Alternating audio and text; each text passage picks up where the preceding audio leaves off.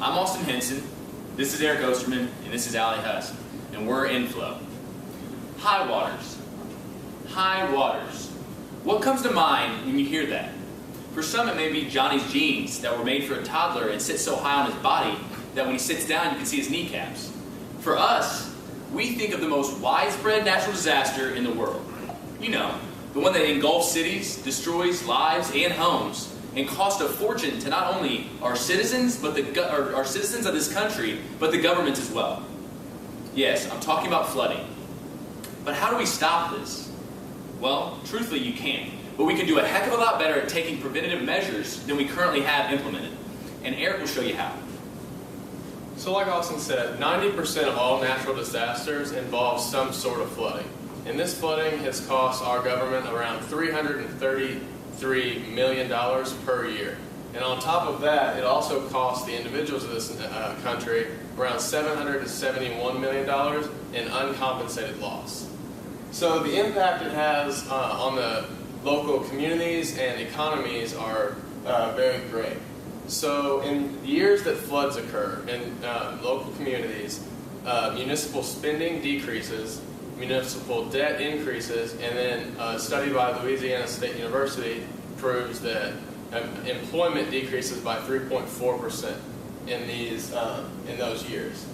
So while we're going through and we're trying to look for information on what can be fixed to solve these problems and what can be improved, we asked farmers, emergency officials, hydrologists such as Jeffrey Woods for the Indiana-Kentucky Water Science Center, and engineers at the Indiana Department of Natural Resources Water Division such as David Knight.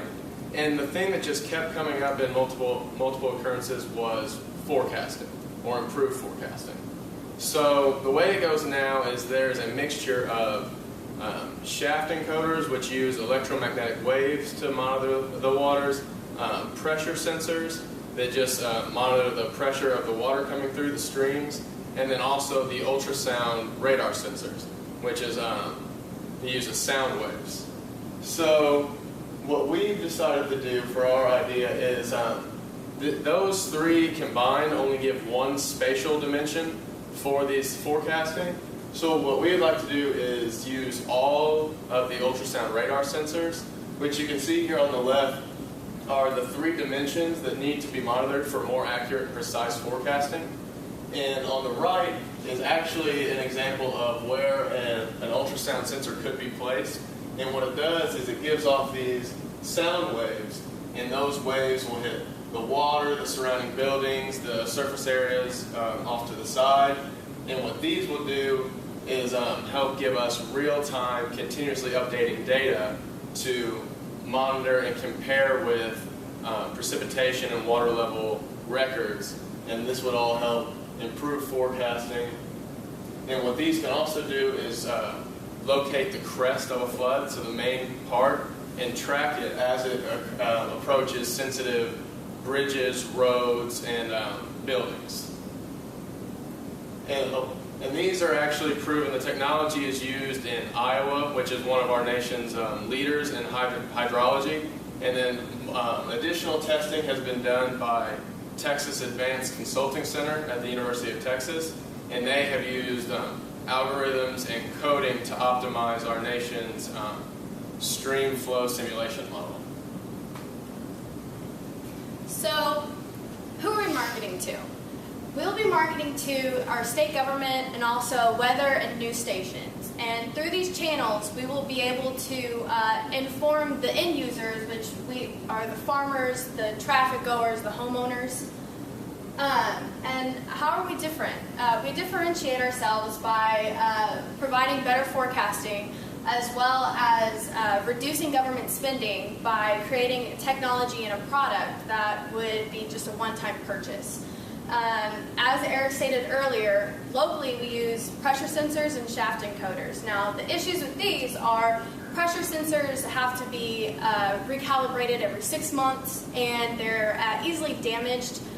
Same thing with shaft encoders. Shaft encoders are easily damaged and or lost because if there's a increase in the flow of water, the pressure could just sweep it away with the water.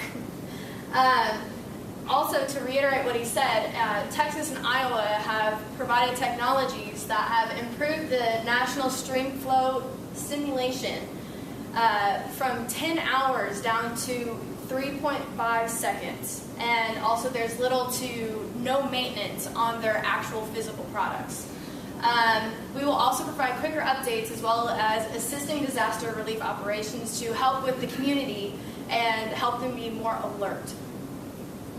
And kind of to tie in what Eric and Allie were trying to explain here is we're going to use our value proposition as this full live view to improve and make more efficient and effective forecasting.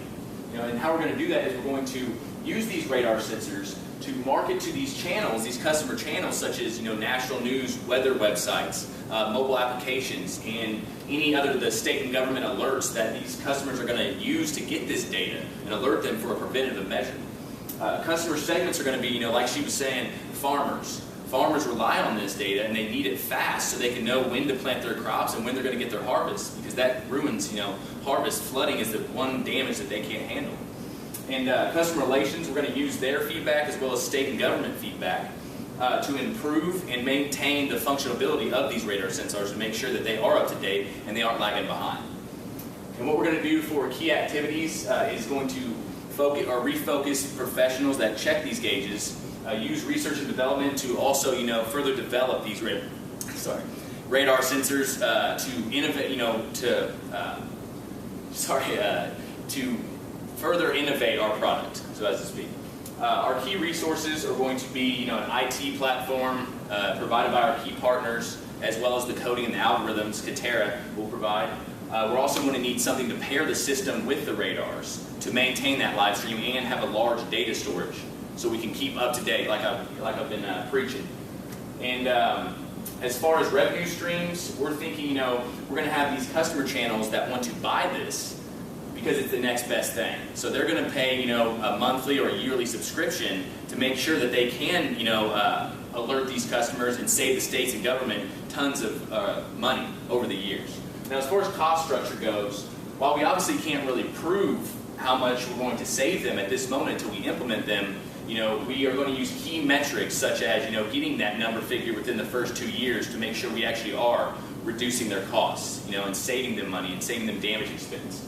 And what we found was, for one of these radar sensors, it's $1,637 a radar sensor, and we're going to implement it starting in our hometown.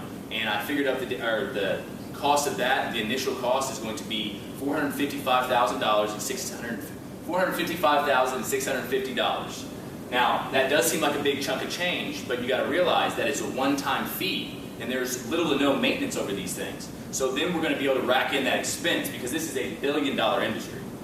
Also, another thing that we've been realizing is that there's 82 deaths per year caused by flooding. So if we can limit that, even save one life, or through this preventative measures where they can see it, and they can avoid it, that's worth it to us, because we're not just saving money, and we're saving lives here. And if that's not worth it, we don't know what is. Thank you. All right, guys.